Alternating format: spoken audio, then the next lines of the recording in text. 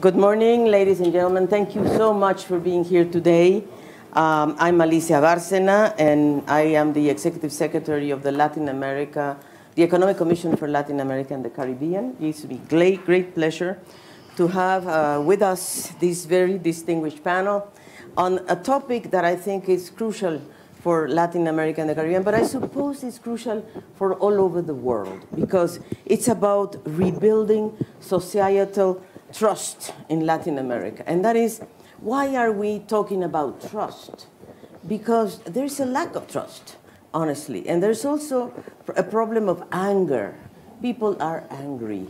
People are unsatisfied. And this is a region that, this is a region that has made some progress in terms of taking people out of poverty, and it's also improving in terms of inequality if we measure it by the Gini coefficient. Almost, I mean, the region in the last, I would say, 15 years made progress to go from 0.54 of Gini to 0.46 of Gini. So that's quite something. It's the first time ever in history that the region made some progress on inequality.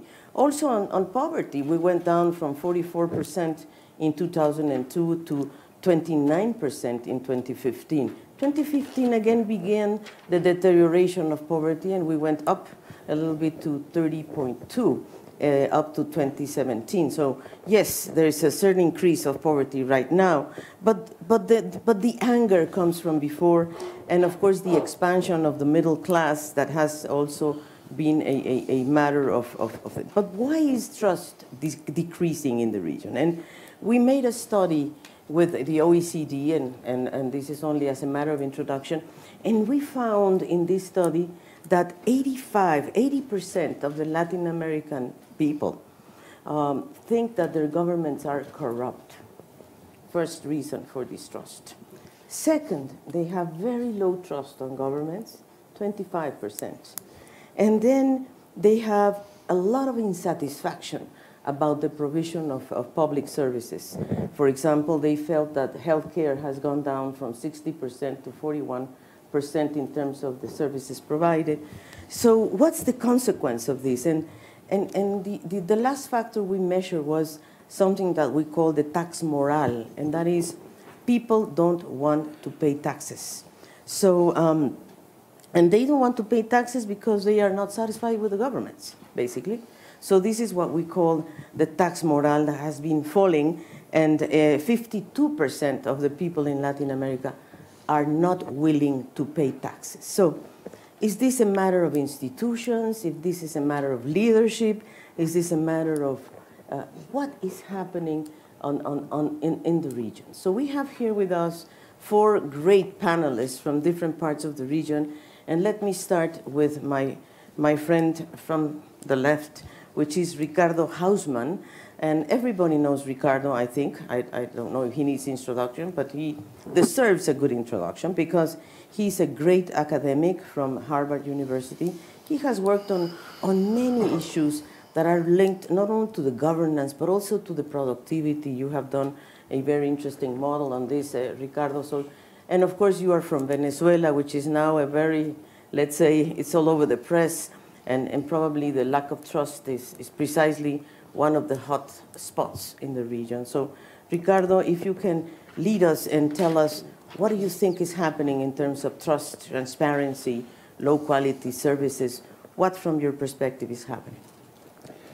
So, thank you, and it's great to be here again.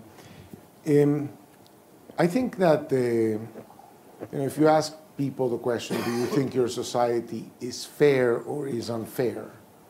Probably in Latin America, most people would say it's unfair.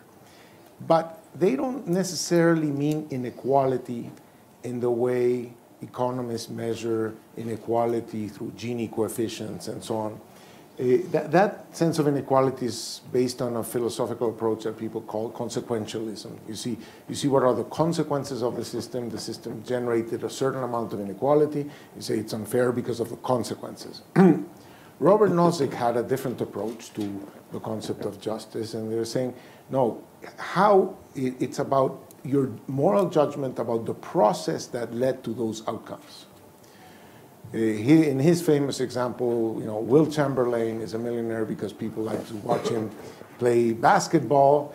That's how he made his money. But nobody thinks it's unfair for him to be rich because he got rich in a way that people find legitimate and just. So I think that instead of measuring too much Gini coefficients, which is fine for economists, and we do it all the time, we have to look a little bit more about how people think that the outcomes got achieved. And I would say that people think, so there's a very interesting study done by my great friend and great Latin American economist, Rafael Ditela, at Harvard Business School. So he tries to understand, how do people's beliefs about the nature of the world affect what governments end up doing. And he finds that in the US and in Europe, if you ask people, do you think the poor are unlucky or do you think the poor are lazy? Well, in France, they tend to think of the poor as unlucky. In the US, they tend to think of the poor as lazy. And then if you ask at the individual level, do you want more taxation? Do you want more redistribution? Well, obviously, those who think that the poor are lazy don't want more taxation and don't want more redistribution. The people who think that the poor are unlucky, they do. Right? So there are deep beliefs about the nature of what causes these outcomes in society. In Latin America, the question is not so much what you think about the poor. The question is what do you think about the rich? Mm-hmm. See, the question is, are the rich rich because they are, Bill Gates or somebody, invented something, did something? Or are they rich because the system is closed, the system is rigged, the system is abused because they did government procurement, So in Latin America, people in general tend to think that the system is rigged, that the system is unfair, that the rich don't deserve what they have, okay? But even when you look at the individual level, right? So the people who think more that the system is unfair, they want more government restriction, more government regulation, and so on. That obviously is going to make it that much more important for the powerful to dominate the state. Because so that you don't apply the laws, as this is a sentence that gets attributed to Porfirio Diaz. Which in my translation to Venezuelan is, and then back to English is, for my friends, anything, for my enemies, the law. So the law is something that gets created, in some sense, to make a very, very nasty business environment that only the insiders can support. So the system becomes very close. So most Latin Americans believe that if you really, really play football well, you can make it into the national team or into the professional leagues. If you ask Latin Americans, do you think if your entrepreneurial study, effort, etc., would that get you to the top? They don't think that. So they don't think that business is as open. They don't think that probably government is as open. So I think that the problems of trust emerge from the perception of unfairness, which may not be just a perception. And the perception is more to do with process than with outcomes. And so I think we need to have a deeper discussion on these topics. I think that businesses have to earn their legitimacy, not through corporate social responsibility so that you sin from Monday to Friday, and then on weekends you try to pay alms or something that will forgive you of your sins. It has to be that your day job is perceived as a morally sound and important contribution to society, and it has to be that the rules with which you operate are perceived as fair so that the outcomes are perceived as fair. Let me stop there.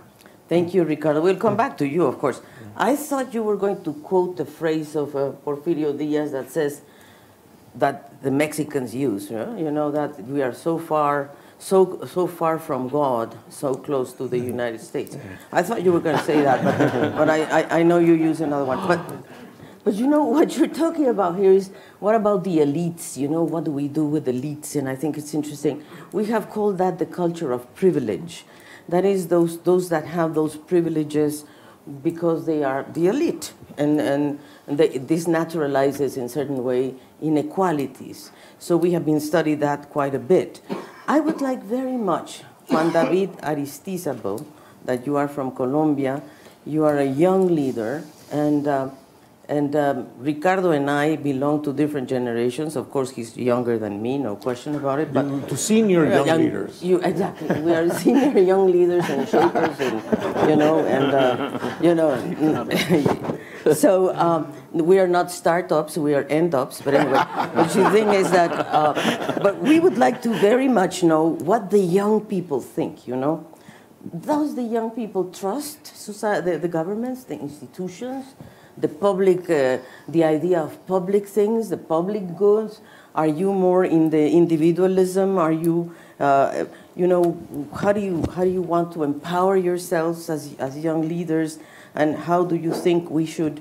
Do we trust you? Do you feel the young people? Do you think you are trusted by the rest of society, or you have some stigmatic concepts behind you? And so would like very much your views, Juan David. I think you are a very young Colombian leader, and of course you are the co-chair of this year's Davos Forum. So, and you come from the Global Shapers community. So please, Juan David, give us your views. Thank you. So I think we live in a warrior mindset society. And what I mean to live in a warrior mindset society, I mean like all days when young people, they have to go to their work, they have to take public transportation, they have to spend like 1.5 hours commuting to their work. And what happened in the public transportation? They get, people rob them, people, it's so uncomfortable for them. So sometimes, and they go to their job, and many of them are not being paid very well. And then, when you see their curriculums, they study a lot. They went to a private university or a public university, but that diploma doesn't work because companies are asking like, hey, you don't have experience. But if you have like a lot of education, they were going to say, oh, you are so well prepared, like a cheese.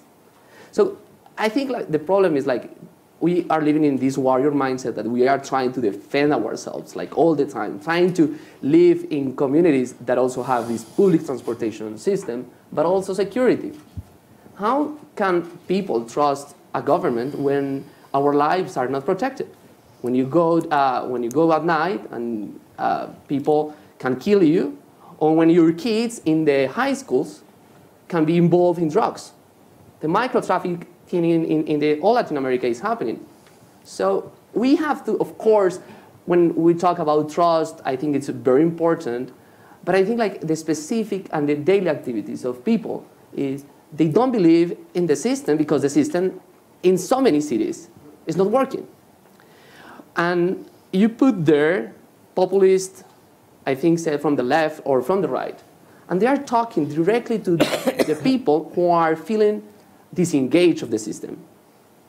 So, of course, it's like the reality is there, and then is the narrative of the lack of trust. So some politicians get elected with a conservative agenda, and then when they fold the government, they go to the center. And I think that is the best way to do it. But what happens then? Like a lot of people don't trust politicians because they change their mind after the election. And I think sometimes it's better that they change their minds. Yes. But what I think is what is happening is we have to change also the way that our politicians are talking to people and are doing their job. Because how can we trust politicians when they don't tell the truth, when they are not working to change the system? And the third, I will say that we have to change the ways that we are doing businesses in Latin America. And why is that? Because in our countries, we have long family businesses. Many of them are doing great job. But a lot of them, they don't want to change.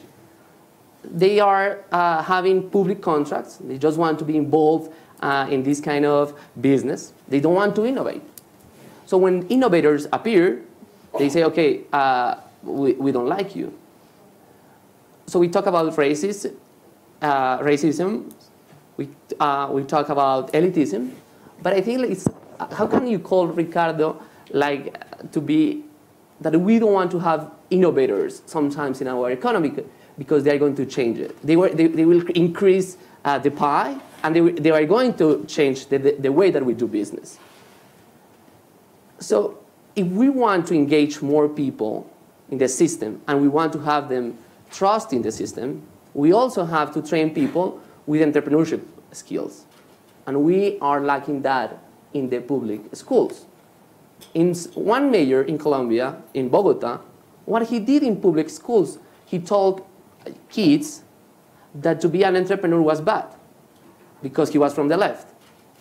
So when you go to those schools that are talking about entrepreneurship and creating business, they say, no, you are going to be a chupasangre, you are going to be a bad person. So I think we have to train those skills so people start, and young people start to trust also the economic system. Well, that's very thoughtful of you. I will come back to you guys with proposals because, you know, we are doing a good diagnosis, but now we need to see what are we going to do. Kishore Mahbubani, people might think in this room, what are you doing here? Talking about Latin America. Yeah, I don't look Latin American. But you see what I mean, you know? Yes, coming from Singapore, you know, I think a fresh look from outside is very good. And of course, Professor, you are a very senior advisor in the National University of Singapore. So tell us about what do you think about this mistrust and the lack of trust in Latin America, but maybe extensive to other parts of the world? Yeah. Well, I mean, as you all know, Singapore has been an exceptionally successful state. But when I was born in Singapore in 1948, Singapore was very poor, in fact, desperately poor. And I came also from a very poor family in a poor Singapore. And at the age of 6, I had to be put on a special feeding program because when the principal weighed me on the first day of school, I was technically undernourished. Now you can see I'm overnourished. You did very well. But it's, I guess in my lifetime, I have traveled, I would say, from the very bottom to now, I would say, frankly, to the very top in one life.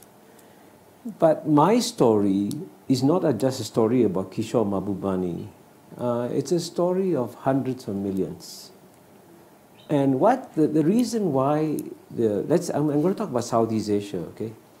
If there was one region that was the most hopeless region in the world in the 1960s, it was Southeast Asia.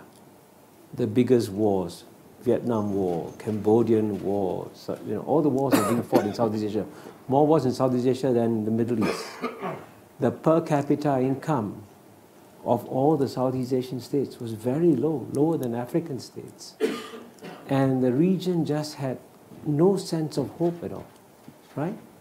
In the 60s. You fast forward 50 years, and I produced a book in 2017 on the 50th anniversary of ASEAN, calling it the ASEAN Miracle. And it's a miracle because that hopeless region has become the 7th largest economy in the world, and very soon will become the 4th largest economy in the world, from absolute bottom. So how do you take a hopeless region and make it into one of the most successful regions on planet Earth? What's behind that? So let me add 2 concepts to your focus on trust. The first concept is hope. It's very important that the people, especially the people at the very bottom, the bottom 10%, the bottom 20%, must feel that tomorrow will be better than today. If they believe that, then they are motivated. Then they'll say, okay, I will try. I will do my best because tomorrow will be better than today. And what is stunning is that this was done in societies with very imperfect governments. I mean, Indonesia had a tremendous dictator, Suharto, very corrupt, right? Thailand had military governments. Philippines had a dictator. Malaysia was also having all kinds of ethnic challenges. And yet, despite these imperfect societies, they grew and succeeded. Because one thing that the leaders did, which was right, was that they had inclusive growth. Why it happened actually is a mystery.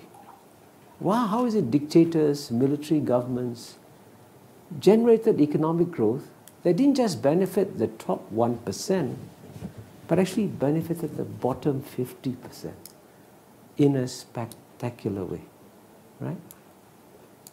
So that's why it's very important, whatever you do in your societies, ask yourself the question, very simple question, do the people at the bottom feel any sense of hope for tomorrow? And the second concept I'm going to add, which I think is an equally important concept, which I think actually explains why Asia has done so well and will continue to do amazingly well in the next 30 years, is a concept that is invisible but so important. And that's cultural confidence. And I can tell you the story of cultural confidence because when I was born in 1948 in Singapore, it was a British colony. As a child, when I grew up in a British colony, I thought I was an inferior human being. I was second class because my color was not white. I said, oh, I cannot be as smart, as good as the British. And I can tell you, it's a very deep, psychologically debilitating thing to have a sense of cultural inferiority. But somehow in my lifetime, as our society succeeded and did better and better, the levels of cultural confidence kept rising. And as the levels of cultural confidence began to rise, you said, oh, I can do it too. No matter what you do, I can do it too. And we decided, and this is actually amazingly simple, we said that no matter what problem Singapore encounters, it's never a new problem. Somebody, somewhere, has surely encountered that problem. So all we have to do is go and study how others solved it, adapted to your countries. And this is what not just Singapore, but all the ASEAN countries did. But what really helped us is that in our region, we had a role model, right? To get that cultural confidence, you first have to have an example of a society that succeeds. Then the neighbors say, oh, they're not different from me. They can do it, we can do it. So first it was Japan. And when Japan succeeded, I can tell you, Japan's defeat of Russia in 1905 had an electric effect on Asia in terms of cultural confidence.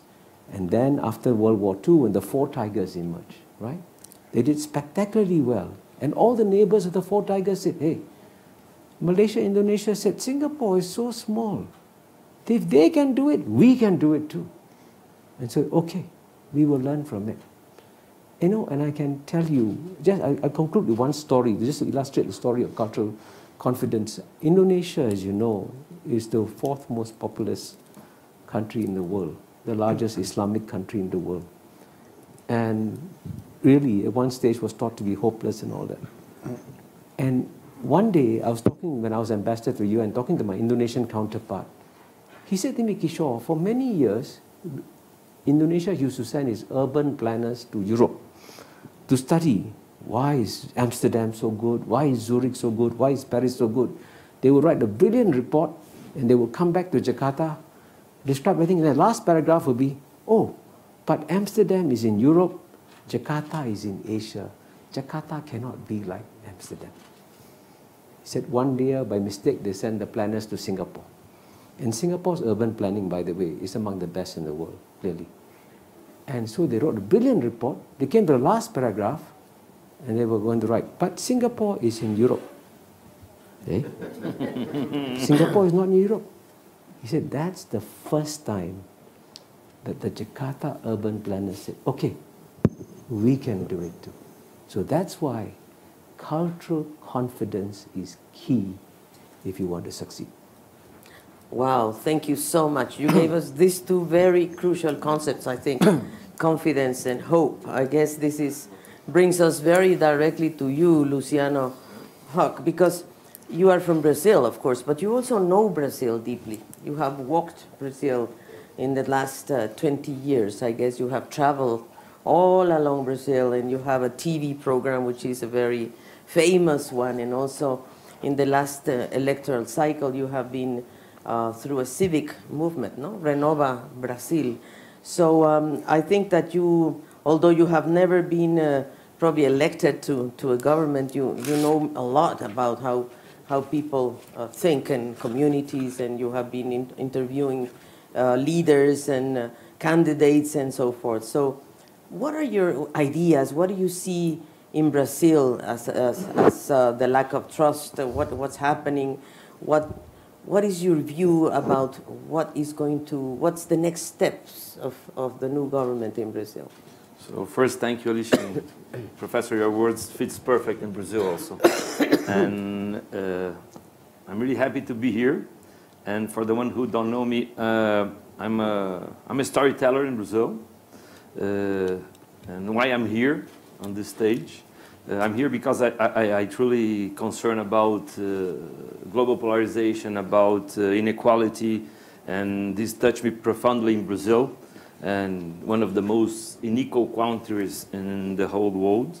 And as you tell this story, I want to tell two short stories that maybe make sense to be here. As Alicia said, I host a very popular show in Brazil for the last 20 years. And I've been traveling all over Brazil, north to south, east to west. And I live in a country where I can wake up in my house in the morning, I can take a plane, fly 40 minutes, pick up a car, drive like for 25 to 30 minutes, and I'm going to be in the border of Minas Gerais and Bahia, and very close to a beautiful river called São Francisco. And most of the people that live in this place, and I've been there like 6 months ago, don't have enough money to put food on the table. Like an hour from the place where I live, an hour from Rio de Janeiro and all the stuff. And I think this in the 21st century is unacceptable. Especially we are talking one of the biggest economy in the world, that is Brazil. And I think my role until now in life was to use hope, use broadcast TV as an exponential tool to connect people all over Brazil. And that's what I did. That was my job since now. But I want to tell a second personal story that I shared with you, Marisol, yesterday. I was born 2 times in my life. I was born the first time in my life in September 3rd of 71. And the second time I was born was in 24th of May of 2015. Since that day, I'm a survivor. Me and my whole family, my 3 kids and my wife, we survived a plane crash in Brazil. And since that, I have been challenging myself to understand why I'm still here. And what I took from this experience for these years, and it was that just only be on TV is not enough. So I need to act. And I think everybody in this room have a reason and why to be here. And as I told you, polarization and inequality, things that in Brazil it's big now, touch me profoundly. So why we are so, the big inequality in Brazil, why of the biggest polarization that we have, especially now after this election cycle, why my country is so violent and so corrupt, and I think the government have a very special role on all these issues. The civil society, I think, can do their best, try to solve these important questions, but the only thing that truly can transform in an exponential way Brazil is government. And So what I did in these 3 years, these last 3 or 4 years, if government need to be reshaped all over the world, and it can feel easy to understand this after 5 days in Davos, be more efficient, be more, how can I say, effective, thinking about people that is truly need help, and the government is running by politics. So we need new politics, we need new leadership in Latin America, people who truly wants to serve in the proper way, in the correct meaning and time of this verb. And despite of this new government in Brazil, most of the cabinet that is formed in Brazil, it's with people 65 and over. This is not a problem, but it is clear that we need new people. We need new and fresh new leaderships in Brazil. It's easy to see that. I understand that on this forum, many people around is thinking and trying to figure out how we can dialogue, how we can put ideas to make the globe less inequality, fight against poverty. But I think it's not enough. We cannot stay here writing papers and discussing in meeting rooms. I think we have to go to action and be on the field and understand truly the problems. And this is what I did. I'm trying to contribute to this necessary political renewal in Brazil. In one hand, with like a generation call, that I can look around and easily find part of my generation running the biggest companies, running the biggest banks, on the superior courts all over. And when you look to politics, you have to work hard to find people that you truly admire and truly is there to serve and to try to solve the problems.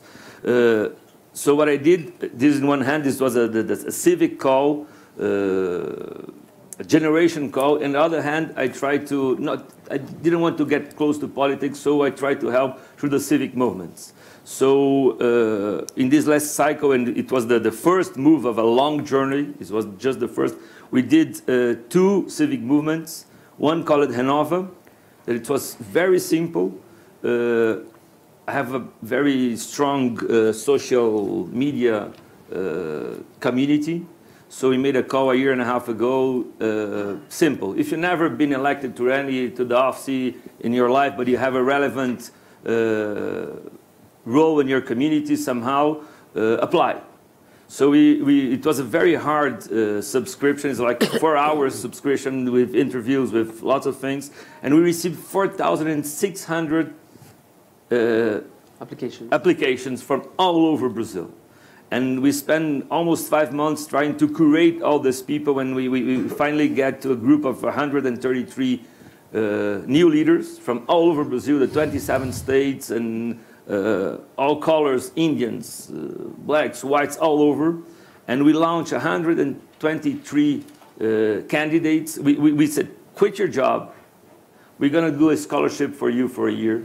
You're going to have 240 hours inside a classroom discussing Brazil and politics and all the new things with very sharp and bright minds from Brazil.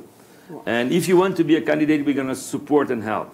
From the 123 we launched, we made 17 new congressmen and women. So more than 10% is elected now in Brazil. So the political renewal for me in Brazil is starting from the Congress. And in the other hand, we did Agora. That is, we put together young technocrats who can easily think a new, nice, and effective project for the country. Because in Brazil now we are discussing like where are you going to put the lights, where are you going to put the bin, but you're not discussing the building that we are making. So what we are proposing now is put people together, make a hub of good ideas, and try to design a project for the country that truly puts us in a 4.0 government with new ideas, with new things, with having ethic as the most important thing. So this is what I have been doing the last years.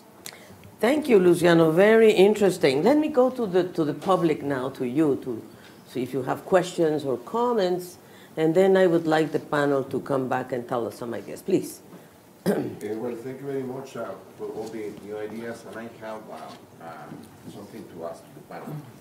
You know, having seen Latin America for many years, normally when there comes a new leader, and I would say, I want to use the word populismo, okay, immediately there is a kind of reaction from the people that thinks on the right and people that thinks on the left. And basically that maybe put the new leader more in the left. And I can remember, well, I was not in that time, but I read it. You know, when Castro just take power, he immediately went to the United States, and in the United States, he was not well received. So finally, he just put it out, and he has to go to Russia and look at for other support. And same thing happened in different places in the world. In the case of Brazil, when Lula took power, I think it was a kind of movement from the private initiative that really maybe teach them, and he has a lot of experience, so really he tried to conduct Brazil in a moderate way. Of course, the post-Lula was a different situation. So in Mexico is the first time we have a really left person. Maybe his intentions are good. If you see the 100 points that he mentioned in the Zócalo, I think Zócalo is the main square, I think maybe at least 90, 94, we maybe agree with all of them, even as a private investor. But maybe there are 6 to 7 that we do not agree. Anyway, if the private sector begins to, to kind of divide or kind of fight or whatever, normally with experience, these people go more to the left. And then they create us a problem. So what will be your main recommendation in order to try to conduct this new change for the right way, which has demonstrated in other countries that it works? Thank you, Juan Gilberto. Let us take a couple, and then I would like to come back to the panel. We have a little bit of time. Can you introduce yourself? I know you, Juan Gilberto. He's a very important private sector representative from Mexico. And you? Take a lot for being the panel. My name is Fernando. I'm a chief economist of a Brazilian bank called Bradesco. I was absolutely enchanted by your story on cultural confidence. I mean, it's amazing. However, my question is how we develop this kind of thing. Because you said the example of Jakarta, looking at Singapore, maybe Latin America don't have those good examples. We have Chile. Chile is a great story. But I mean, how can Brazilians, for example, and I had the chance to eyewitness the job of Luciano. Congrats on your good role in Brazil. But how can we develop this kind of thing? Is this something that we need governments, we need institutions, whatever, I mean schools, to enhance people, and so in a way they can engage and have this sense of cultural confidence? Because it seems to me that Singaporeans, maybe, I don't know, they were born with that. You might give your own experience, but how could you develop that social confidence? Thank you. Great question. Let me take 2 more, and then we come back to the panel. Please. Can you give us your name? And Sure. Thank you. Name is Mauricio Haddad. I'm Brazilian, by the name you can tell. And I work for a Dutch company. You have mentioned interesting things, or things that are much more emotional, that you attach emotionally. I'd like to hear from you the relationship between impunity and corruption in the trust building. Because at the end of the day, I mean, what you said is completely correct. I had the honor of living 4 years in Singapore. I can understand what you're saying. And from that perspective, also, there was very strong and clear messages in regards of impunity. So it's a bit, I mean, for the change management, the stick and the carrot. So could you elaborate on the stick, please? Thank you, Mauricio. Another one, please, here. Morning, my name is Mauricio Minas. I'm from Bradesco in Brazil as well. My question goes to Ricardo Hausmann. And you mentioned about the unfairness of the society in Latin America, people believing that being rich is unfair, and somehow that's the wrong thing to happen.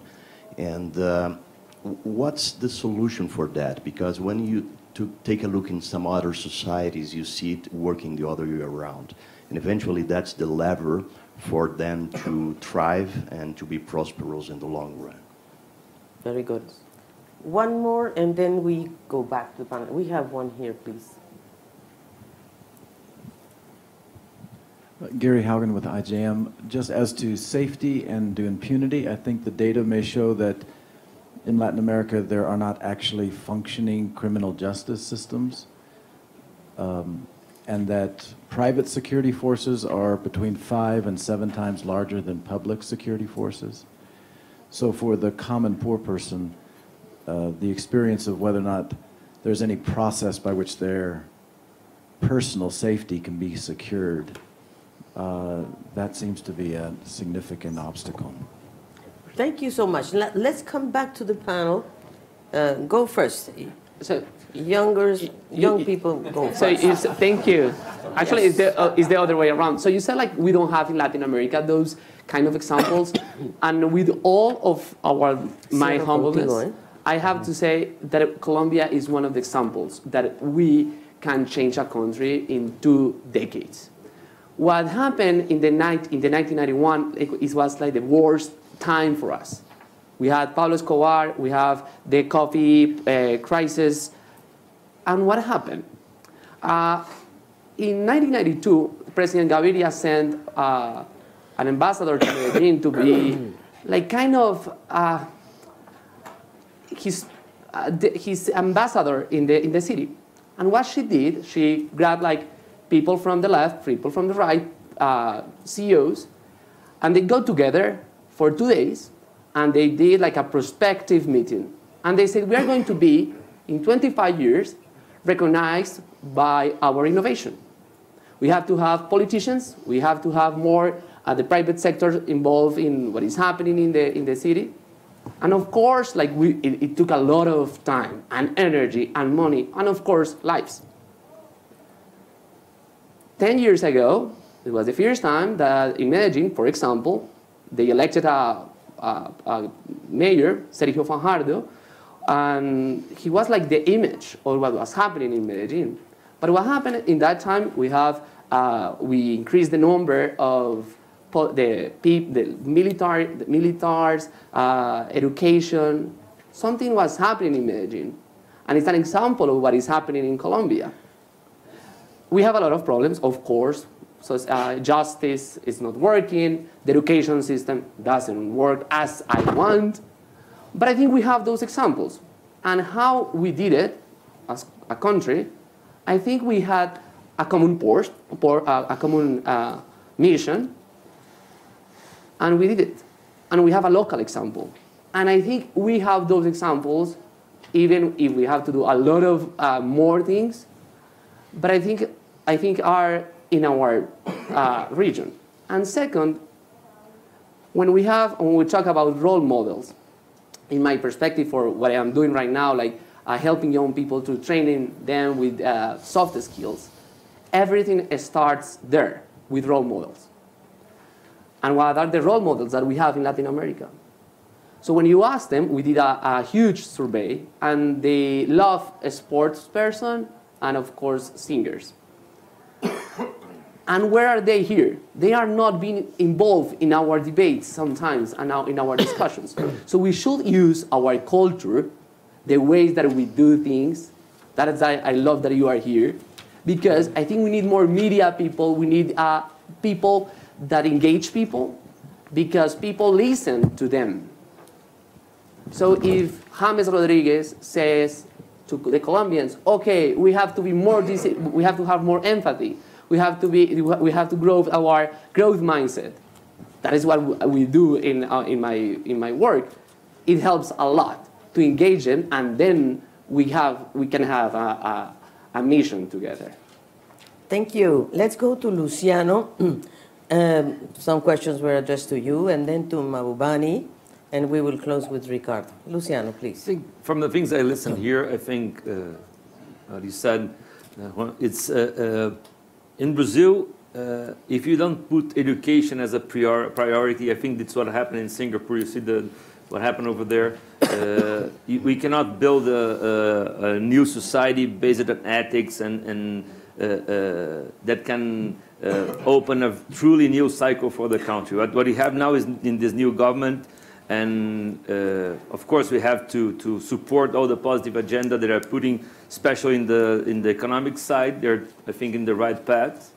We have to see how capable they will be to execute all the ideas, if they're going to deliver all the things they're saying.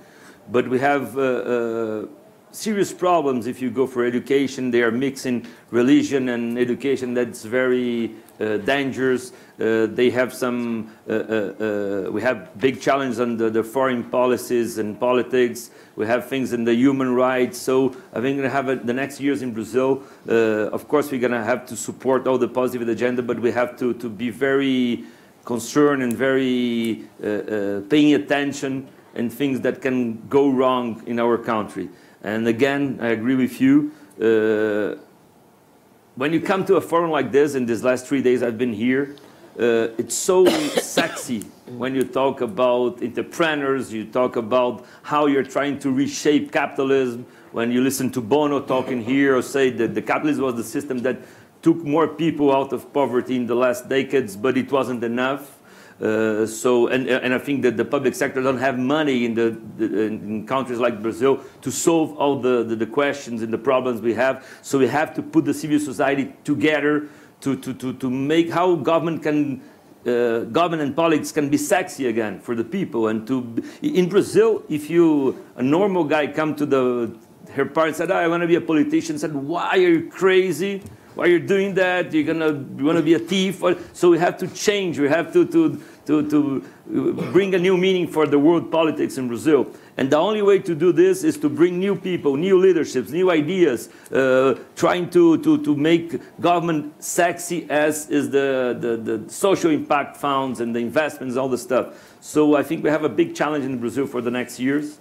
Of course, I think we are better than we were in the last round. And you talk about left and right. I truly believe that for me it doesn't matter. It matters the best ideas. It doesn't matter where it comes from. By the end of the day, from the 1% of the country that is have more money, all the stuff. If the economy is doing well, and you can go on the street without being afraid to have a lost bullet, if make any sense in English, lost bullets? I don't think so. Straight, okay. If you have this in Brazil, it's okay. But we truly have to put as a priority the reduce of inequality in Brazil. And this go through education, healthcare, and technology. We have to talk a lot about this because technology for the last 20 years, if you go to commerce, if you go to media, it transforms completely where technology passed by. And you see governments, they still old, they're still inefficient, they're still big elephant on the room. So I think we have to address all these issues if we want to have Brazil a less unequal country in the next years. Thank you, Luciano. Mahbubani. Well, thank you. I think I had two questions, one on corruption and one on cultural confidence. Let me do the corruption first.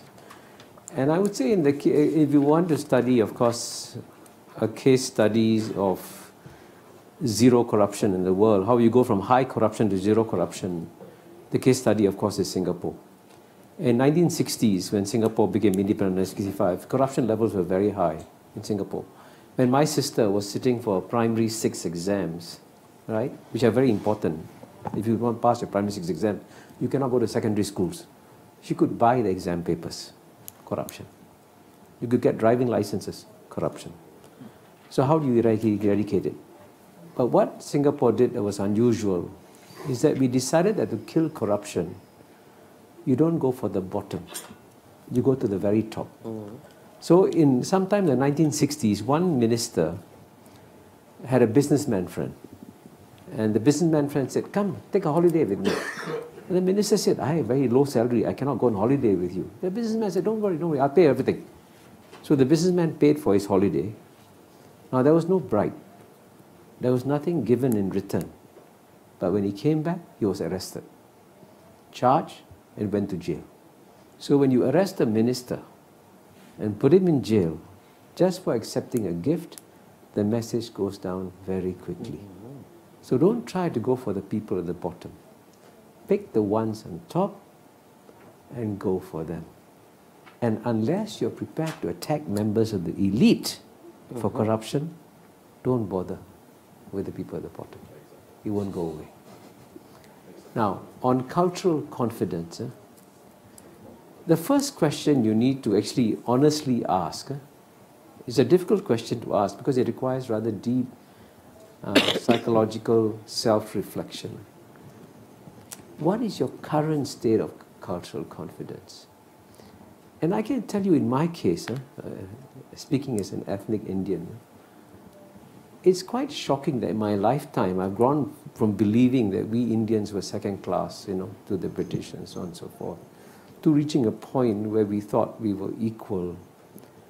And today, if you meet the young Indians, those who go to study in leading American universities, those who go to work in Silicon Valley, they actually believe not that they're equal, they believe they're superior. Mm-hmm. Yeah. Can you believe it? In one lifetime, to go from feeling inferior to equal to superior. So what happened? What was that journey? And quite simply, it's about succeeding. Because when you succeed, even at little things, you build up your confidence and you develop it. And of course, it helps a lot if you have concrete stories in your neighborhood. And that's what every Asian country kept asking. Why is my neighbor doing better than me? And if you wanted to do a case study of how Asian countries can do spectacularly well, you take a country that was supposed to be a broken country. The name is Vietnam.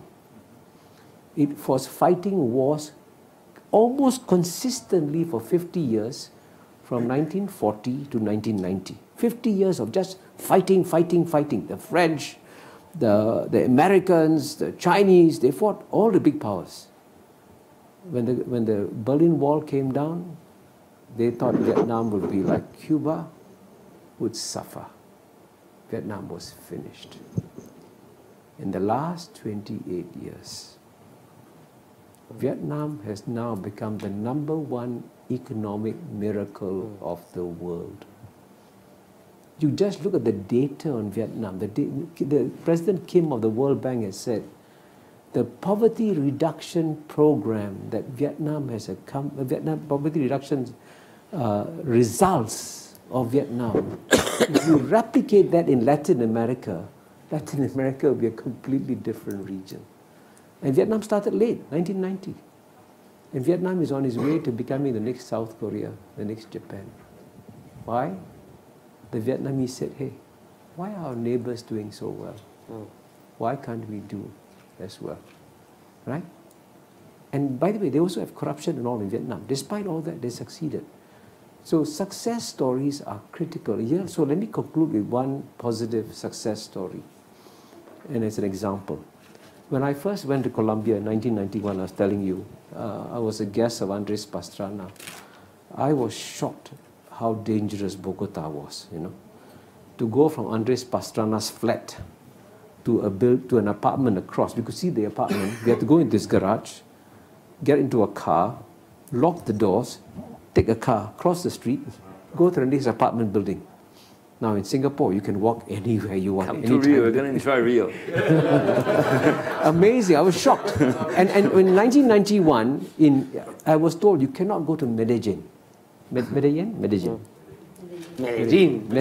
okay. Impossible, dangerous.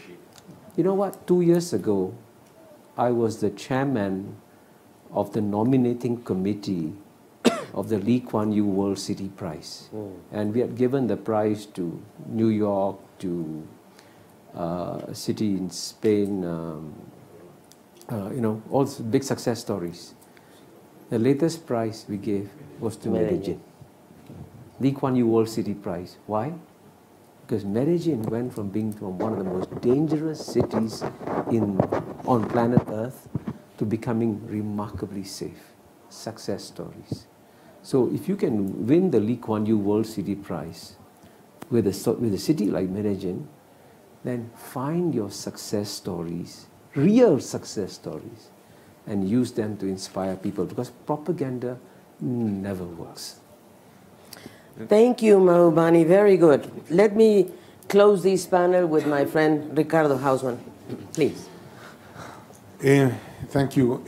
Well, I very much like Kishore's formula of hope and confidence.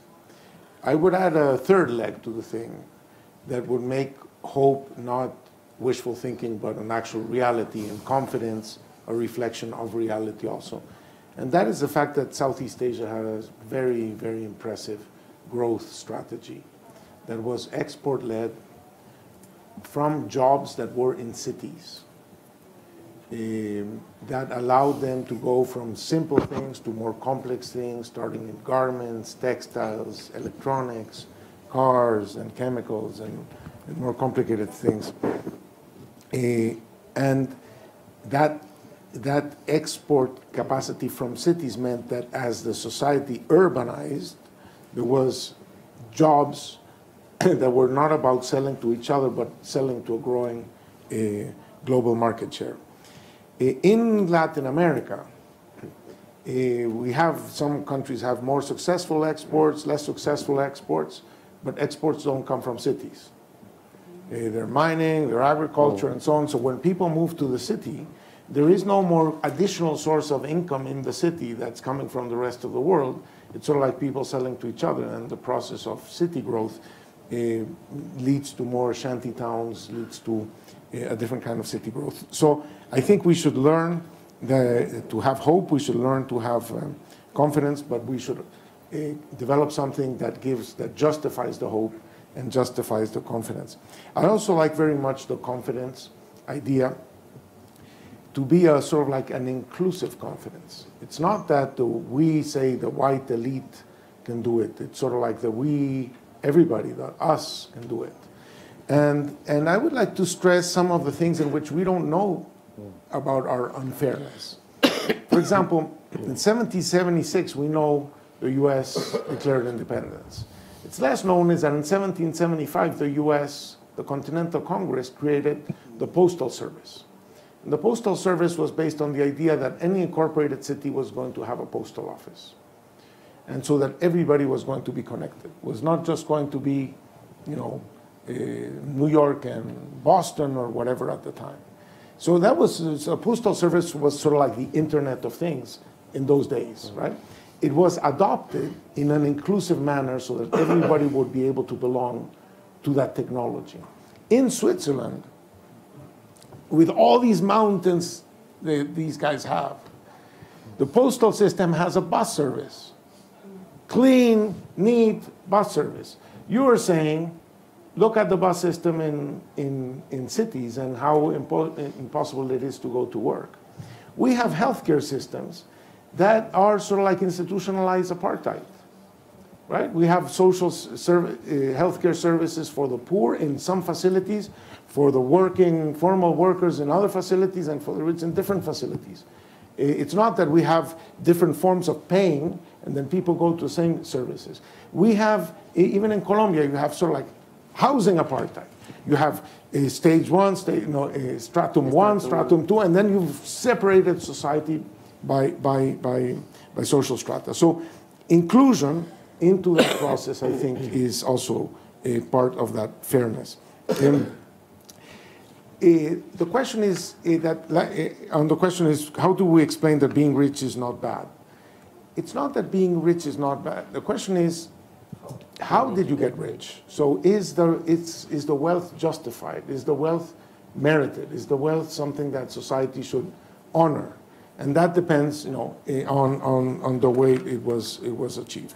On AMLO, I think that you're in a bit of a trap, because it's harder than you might think.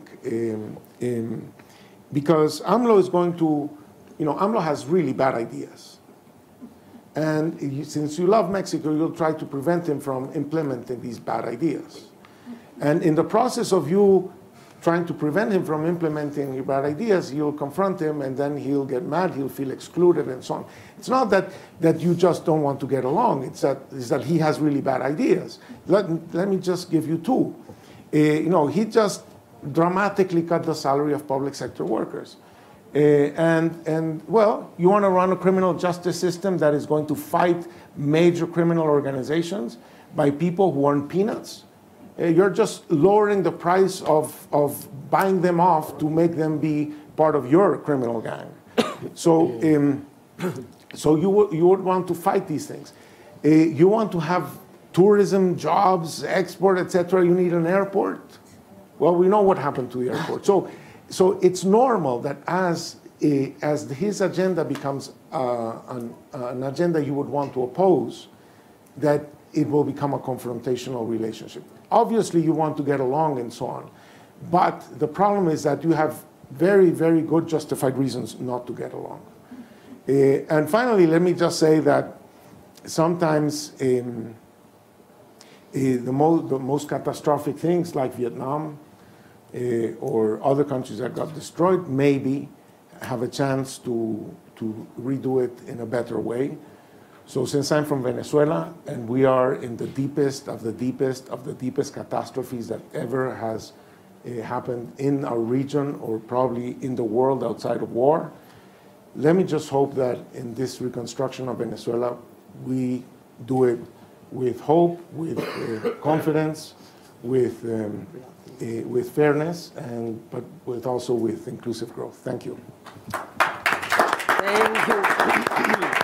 Thank you to all of you. I think we have some takeaways. I think we are taking with us hope. We're taking with us cultural confidence. We're taking with us something that is the neighborhood is important, because I think for Singapore, the neighborhood. Mahbubani, you talk about the neighborhood. Our neighborhood needs to become much more positive in that sense. And of course, the issue of impunity. I guess corruption, everybody can see corruption around the world. The problem is impunity.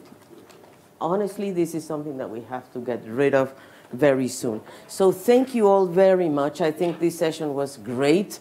Thank you to Luciano, Mahbubani, my dear young leader and shaper. We hope to see you very soon on the top of the top. Ricardo, thank you very much, and we wish the best to Venezuela. Thank you. Thank you so much.